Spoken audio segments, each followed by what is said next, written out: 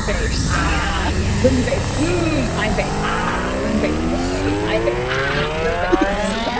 And it gets your face like warmed up. Super serious. Where nothing fun or funny ever happens. This is a super serious thing. I don't even like dogs. Super serious. Hello, everybody, and welcome to another episode of Super Serious Dog Podcast with Courtney Cuellar, myself, Michelle Bielitsky, and we have a really super special, amazing guest. His name is Glenn Cooke. He's a good friend of ours. He has his own podcast called The Canine Paradigm. I'm sure you've heard me talk about it numerous times. He also owns Pet Resorts of Australia. So it's a boarding and is it training as well, Glenn? Or is it just boarding? I don't own it. I need to jump in there. I don't own it. I'm the general manager of the group of companies. Okay, cool. You're a GM. So my bad. And then he also is the New South Wales state coordinator of the NDTF, which is the National Dog Training Federation. Is that right? Yep. National Dog Training Federation. Yeah. And he's a very busy guy. He's also on the board of directors for the IACP, which we've also talked about on the show. So welcome, Glenn. Thank you. How do you say your last name again? Say it for me. Bielitsky.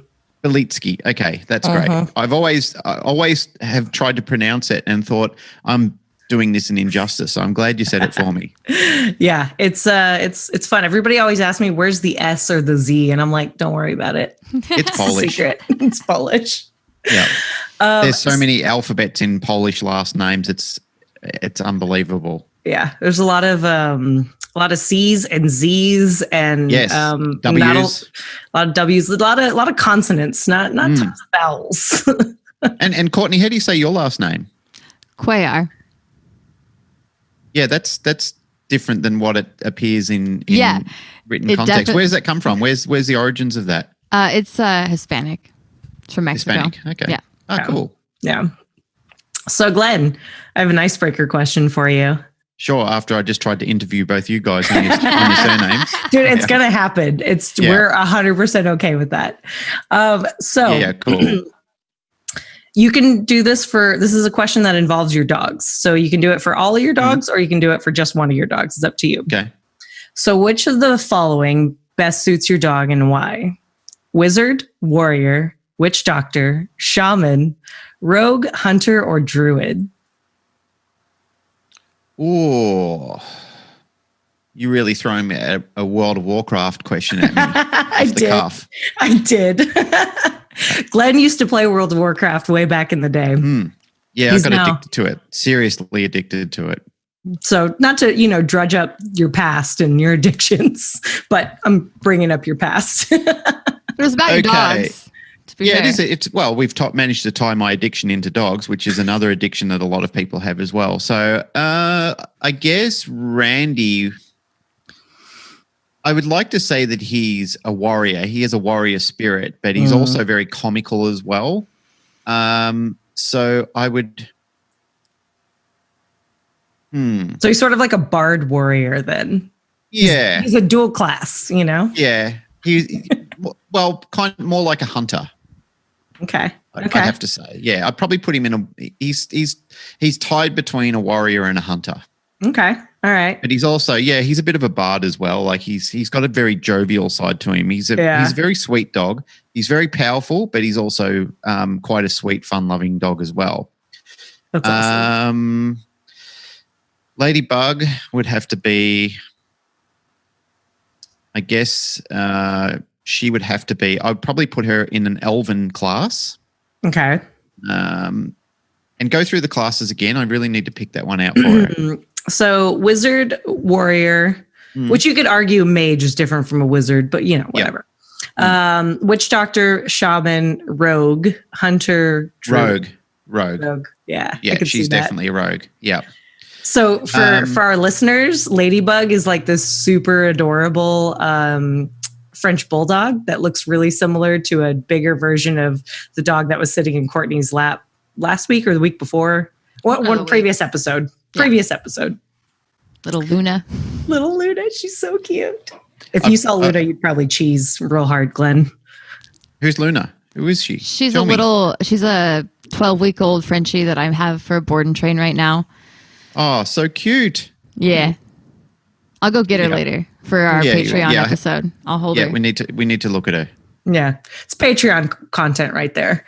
Yeah, absolutely. So Glenn, I kind of, told everybody a little bit about you, but why don't you go ahead and tell our listeners kind of how you got into dogs and dog training? Because nobody ever starts out as a dog trainer unless they're extremely lucky, and which me and Courtney are extremely jealous of those people. But yeah, how'd you get into dogs and dog training? If I really search back, like I really dig back into the history of why I did it, it was primarily through my uncle, a guy called Cooke. And my Uncle Lee was my childhood hero.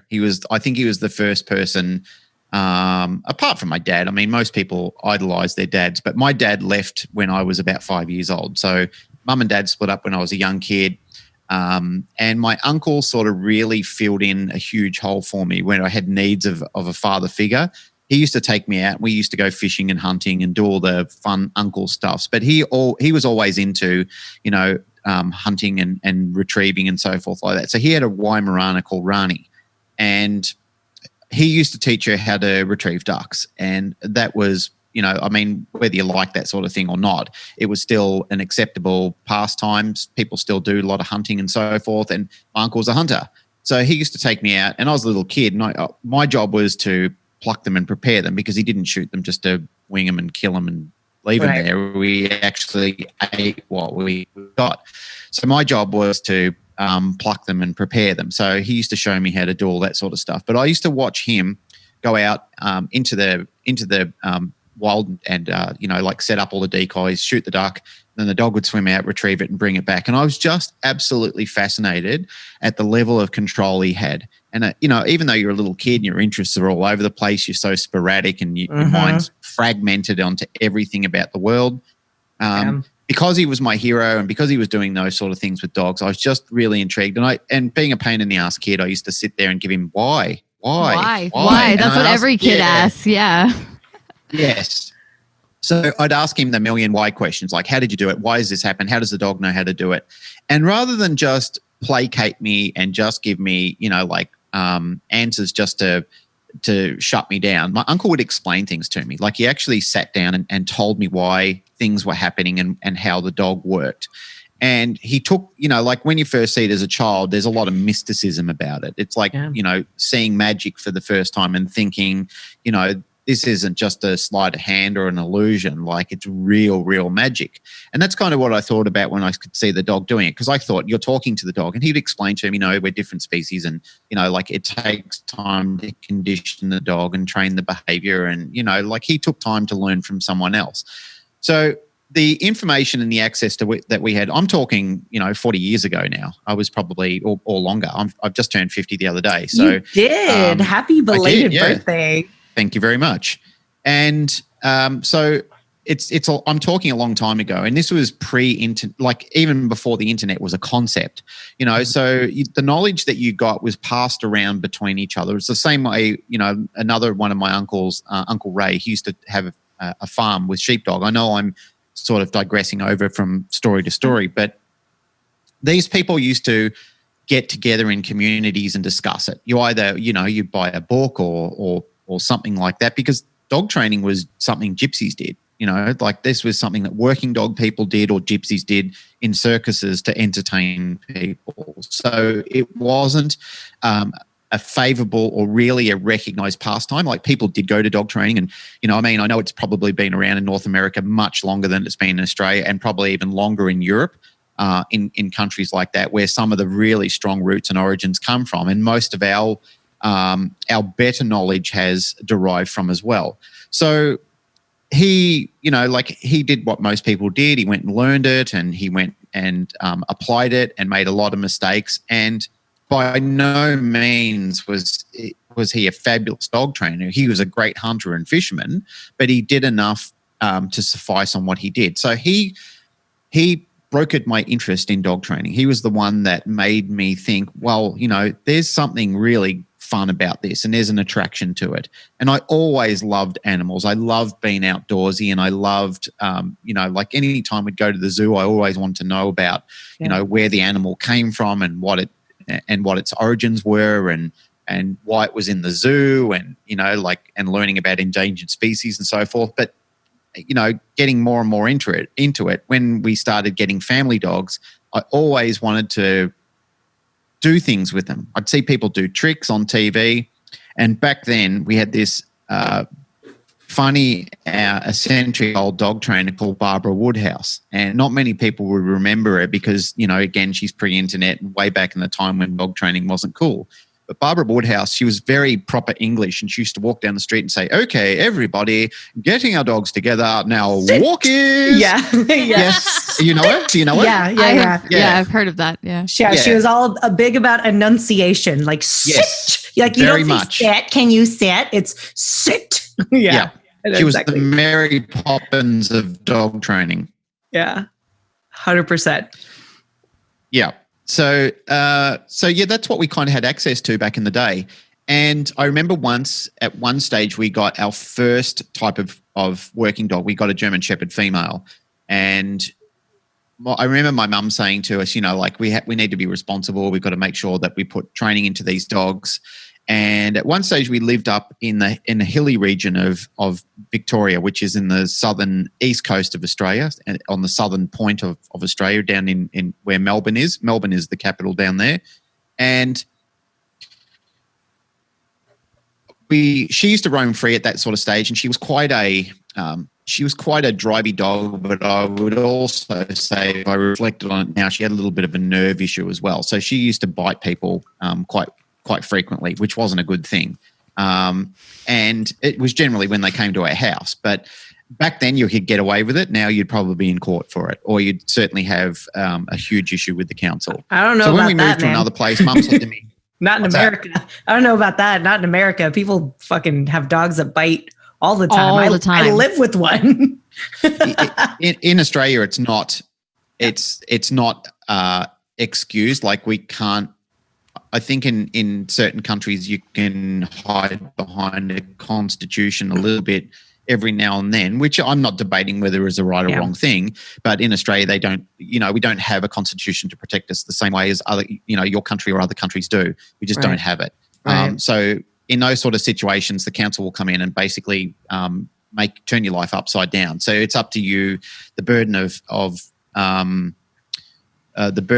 innocence is not the burden of innocence. What's it called? The burden of proof. That's what I'm saying. The burden of proof is upon you, then to prove that your dog acted in a self-defense manner, or a manner defending somebody it knows.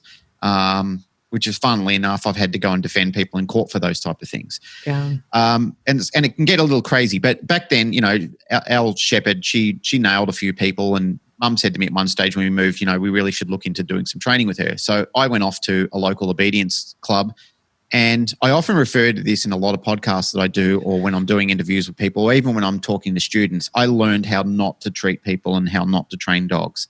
It was a terrible environment. It wasn't the foundation to what they were teaching. It was the actual instructors. They made me feel very small, and they robbed a lot of my joy out of having a relationship with my dog, because I really felt like I was a shit person, and they really rained that down on me, that I was a shit human being. And I'd love to go back and travel back in time, knowing what I know now, and sit that person down and saying, it's actually you that inspired me to push beyond this. Like, at one stage, I almost felt broken by this person, but I believe that person also inspired me to want to do it so much better. Because when I got the opportunity later in life, Right. when I lost my mind at one stage, there was a time in my life where I was a young guy, I was in my prime, and I really reached a success point, like, I became well known in my tribe at that point in time. And I got to a point where I was being ridiculous and arrogant, because I didn't know how to deal with that level of, what would you say, popularity, I guess. It never been. It's like young kids these days who, you know, suddenly they get pushed into a limelight and they just don't know how to deal with it and they go off the rails. Well, I went off the rails a bit and I started treating people poorly. And there was a stage where a colleague of mine, a guy called Alec Jones, helped pull me out of that mire. But I also reflected on the time that I went to this obedience center and this particular instructor treated me so poorly that I thought to myself, why would I do something to other people that I've had such an issue with for most of my life? Why would I then reflect upon them and treat them the same way? So there are times where, if you're lucky enough, you'll hear a huge pop, and that's when your head pulls out of your ass, or ass, as you guys in America say. Yeah, it just goes. I'm very familiar with that noise. I heard it a couple years ago, and I was like, oh, my bad. I'm gonna keep it out here now. Yeah. Well, it's better, and it smells much better too. It really does. Yeah. It's interesting how your head just wants to like crawl back in that hole a lot of times too. Absolutely. Well, what's comfortable is comfortable, you know, and that's the difficulty in life in general is when you get into a comfort stage of life, even when you're treating people badly or even when you are being a dick, if it's comfortable for you, it feels like the shoe fits and you want to wear it. Yeah. And sometimes you think to yourself, well, I know myself as that person, you know, like what if this unfamiliar territory that I'm starting to navigate into now, what if this is a very uncomfortable state of life? You know, what if I don't make it as this new emergence of a person? But the wonderful thing is you when you do change and when you become a lot more vulnerable and you become a lot more authentic in the way that you treat people, you attract a hell of a lot more people to you. Yep. You know, like, you know, attraction for the right reasons is fantastic, other than trying to insult people into liking you or keeping them small so you can feel big. And, you know, and I shamefully I did that. I actually did that for a period of time. So for people like Alec and this other instructor that I often refer to, I appreciate both those people for different reasons. It's because I can reflect back and realize that they both helped me to be a better person. Yeah. Yeah, they helped you. That's awesome. Way of answering your question, isn't it? Yeah. Well, they helped you realize that your ego was out of whack. Out of control. It was out of whack. Just to bring it back to a recent episode of yours. That was a really fun. Yeah, with Birdie, that was a really fun conversation. Just for our listeners, just so y'all know, so we're not talking about inside jokes or anything. Birdie Oshidi is a former clinical psychologist who they have on the show regularly. She's a wonderful person. I've referenced her on this show before. She still is. She's a regular guest on their show, and they were talking about the ego and what it is and how it kind of gets in the way, because the ego is an important component of everybody's psyche, right? It's a necessary component. But it's really easy to let it kind of get away and run away. And that whole, like, you know, pulling your head out of your ass thing needs to happen. Sometimes you need somebody to give you that wake up call. I think it doesn't happen. It's not once it'll happen. It might happen several times. And, you know, like if you've got a good enough colleague in your life, a good enough friend or mentor that is gently trying to persuade you to consider that, maybe listen to what they're saying. You know, like people who care about you usually want the best for you, and they're not trying to drag you down, or they're not trying to keep you small. They're trying to help you reach your potential. You know, they're trying to make you understand that the way that you're behaving currently is damaging to your brand or your persona or your general person. Yeah. Does Glenn know my life? He's a fucking savant, man. That's amazing. I lost a really good friend a couple years ago because she had her head really far up her ass, and I was like, friend, I am reaching out to you because I love you and I want the best for you, but I need you to realize that your perspective right now is bad. You're looking at shit. Yep. You don't realize that you need to pull your head out a little bit. And it's still in there, honestly. And it sucks. And it's something that I still have to deal with, unfortunately, even though I was like, you know, I'm going to have to walk away here. It still comes up. Yeah. It's a small world. I mean, and And that's hurtful. It's very hurtful because, I mean, as I said before, it's very comfortable to remain in that position because you've become accustomed to that comfort level of being that person and growing up that way. And I mean, we talk about in dog training quite frequently how we use shaping as a process to create new behaviors in dogs. And we are shaped ourselves, through our interaction with our parents, our mentors, our school teachers.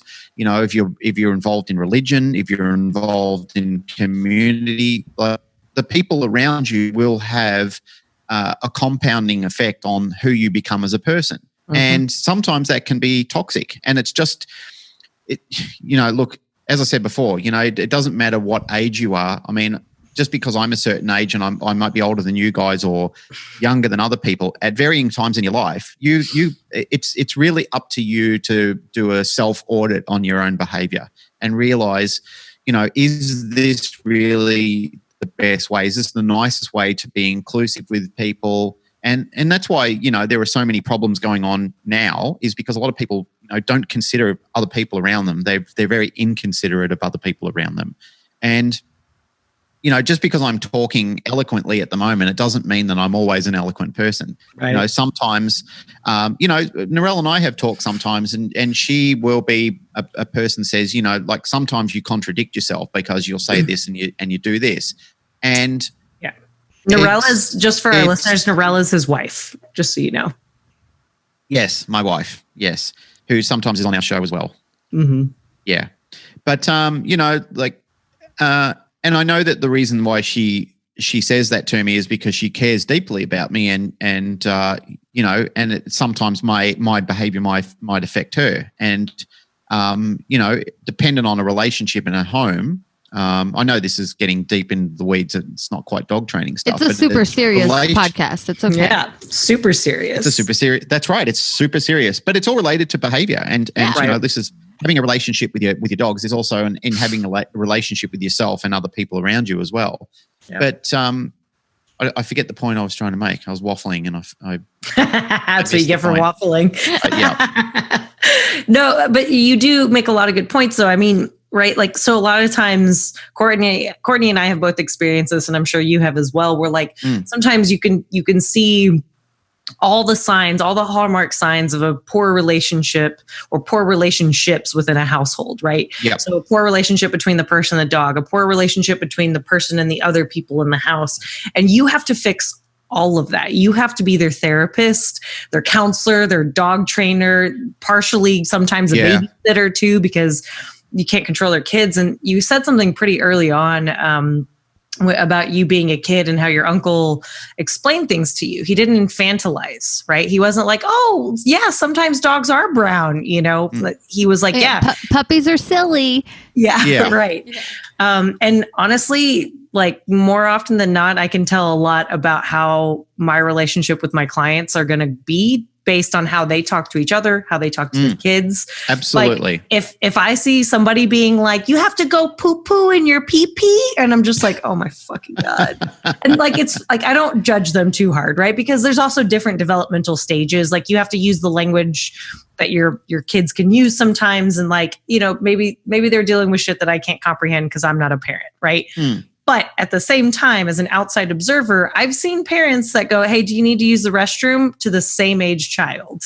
Yeah. Right. So in my head, it's kind of like there's a difference, right? And it's a choice on how you communicate with one another.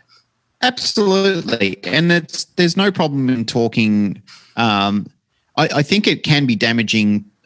And I'm going to go on a whim out on a wing here and say I'm not a specialist in this area, but it's just my own observations. I think that it can be damaging to children to talk to them in too much baby language ongoing.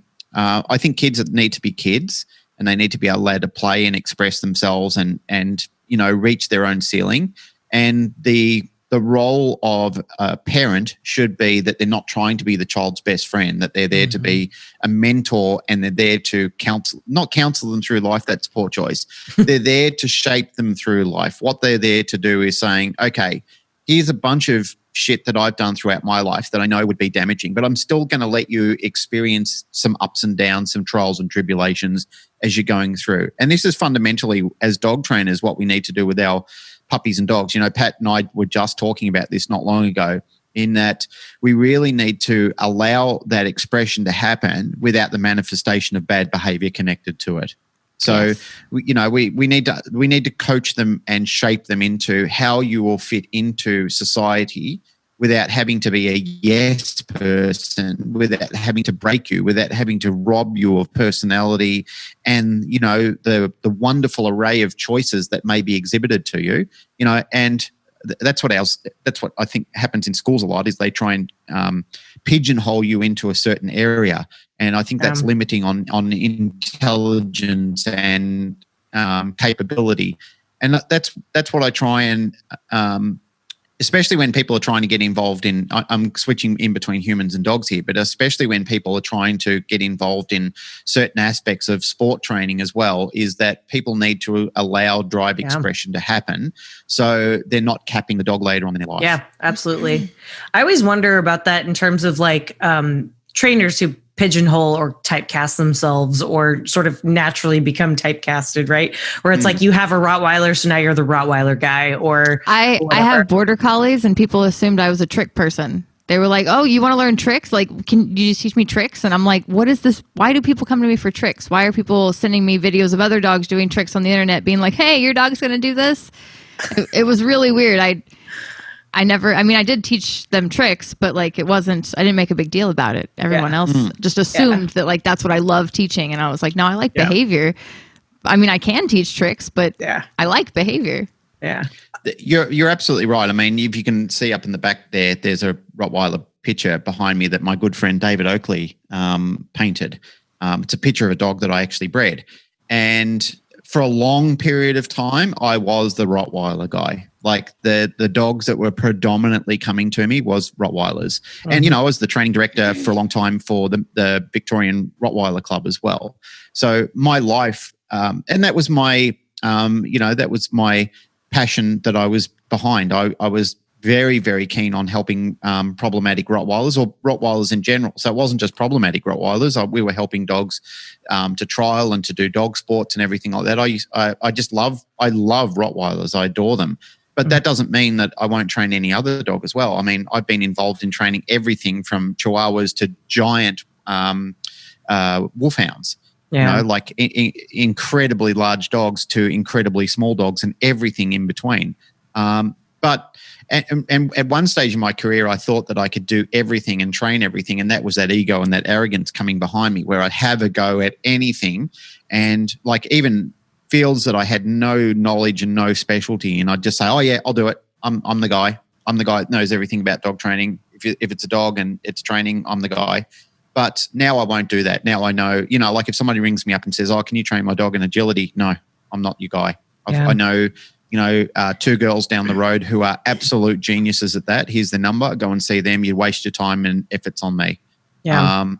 And that, I think that's what dog trainers around the world really need to understand, is don't let your ambitions get mixed up with your capabilities.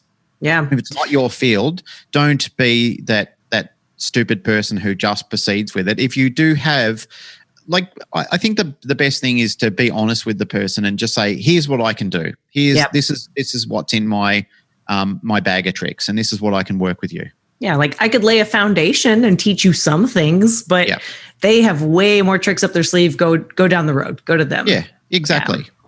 Yeah, that's something I've never struggled with in terms of like I'm always gladly referred stuff out. Like if I can't do it, then that doesn't mean nobody can. That's preposterous to think. But unfortunately, there's a lot of trainers, especially here in America, that I'm aware of that do that. I mean, there's a couple in Austin. There's a guy who's like, I'm the only person that does blank. And I'm no, you're not, that is such dude. An annoying statement to me, because I'm like, no, you're not. You don't know what every other trainer is doing, and there's no way. Right. You're not reinventing the wheel. We're all training dogs, and sure, our methods and our approaches may be a little different. Our specialties may be different, but you're not the only guy doing anything. Because you would think that so let's say it was back in the day before the internet, right? Like that could be a plausible statement. You could be the only person doing that because maybe you read the perfect combination of books and then you developed your own method completely and you developed it and crafted it for years and years and years and you never shared it with anybody. Then yeah, but like honestly, at the end of the day, all the dog training stuff just kind of trickles down and falls into the same holes at the bottom of below the pegs, like little Pachenko reference there. But you know, like it's even like there's so many times where people ask like Courtney, is that a Chad Mackin thing? Did you get that from this person or that person or whatever? And she's like, no, they want me to cite my sources when I'm just having a conversation or like we're watching dogs and I'm like, oh, it looks like, you know, you need to do this a little more. And they're like, oh, like the so-and-so technique. And I'm like, I'm not sure who that is, but it's what I think you should do with the dog. So try that. Well, here's the thing, right, is that we all borrow from each other and we always have for Absolutely. many years. You know, like when Skinner and Pavlov and Thorndike and the Braylons and everybody were experimenting and all those behaviorists that we've all borrowed and stolen their information from them. Yep. I mean, you know, these are wells that we all accessed and we all formulated a technique from. And there's so many really, really great dog trainers around the world. There really is. And a lot of times where people are getting caught up in it, it's just attraction to marketing. You know, it's people using, and they paraphrase their sentences really well. You know, there are people who really, they put a hell of a lot of time and research into their institutional knowledge, and they really produce a fantastic outcome. And there are a lot of people who just use a lot of buzzwords, and it's just, you know, it's built around the basis of marketing, and it's very attractive to people. And there's just so much content that they're doing that people think, well, you sound like the guy, I'm going to go with you. You're the guy. Yep. And you know, and we did an episode not long ago on the Canine Paradigm with a guy called Matthew Boone, who it's our last episode on, called The Sales Sniper. Yep. Anybody who has a dog training business, most of us are shit marketers. It's just a matter of fact. We build our business around a passion, and then we don't look at the aspect of, this is really a business where I have to pay tax. I have to, you know, like I'm now feeding myself on my dog training business. Well, you do have to know about sales and marketing, even if it sounds icky and pooey, that you have to talk about the fact that you're doing business. You are doing business. If you're trading services for income, you're in a business. Yep. So you should know how to do that business well and have a holistic approach to it, not just be a good dog trainer, but also be good at looking after your business and being able to pay yourself, pay your taxes, not get yourself into trouble. And instead of, you know, eating 2-minute noodles, you should be able to eat comfortably and have pride in your capability. So, you know, but there are people out there who are less than good dog trainers, but they're fantastic marketers. Mm-hmm. Like they really pump out some magnificent content. And, you know, people have been surviving in, not just in dog training, but all aspects of the world, around the world for many years. They've been getting by on peddling snake oil. And, you know, it's the new wonder cure. And people will buy it because these people really know how to make people buy. You know, they say things that people want to hear, and they make you believe that this is the magic product, the magic pill that's going to solve all your problems, and people will eat it right up. Yep.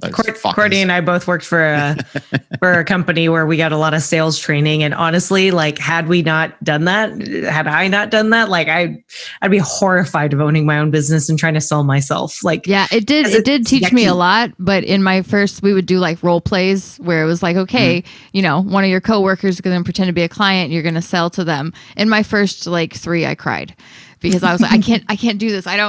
Because they would give me like one pushback question, and I'd be like, I mean, you know, maybe it's not for you. And I would fold like really fast. And they were like, you're not supposed to do that. You're supposed to keep pushing and find a way around, and don't let them leave without paying. And I'm like, that seems rude.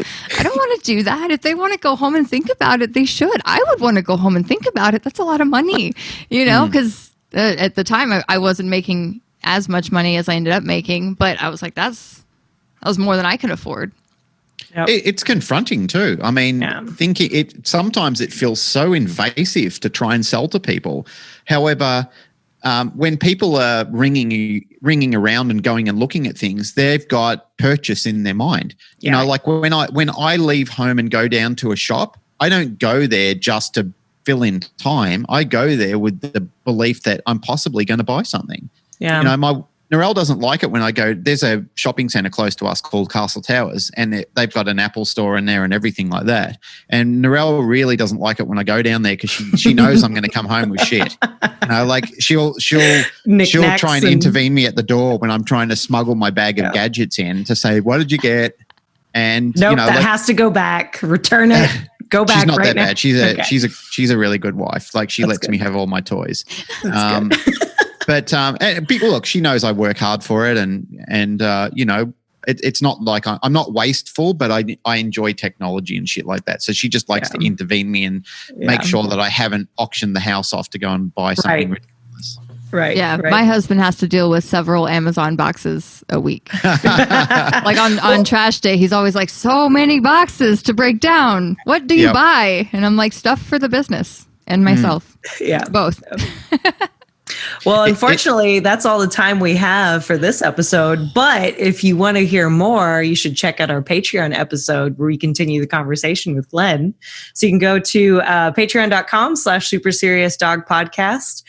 If you can't support us financially, you're welcome to like, rate, share, subscribe, you know, tell everybody about us. Help out, help some fellow industry people out. It really goes a long way to, you know, like you're not just investing in something you can do for yourself, but you're also investing in helping people present a message. And as these girls get more experience and they start to get more guests on the show, it gives a broader range into the community for helping other budding people who are having problems with their dogs.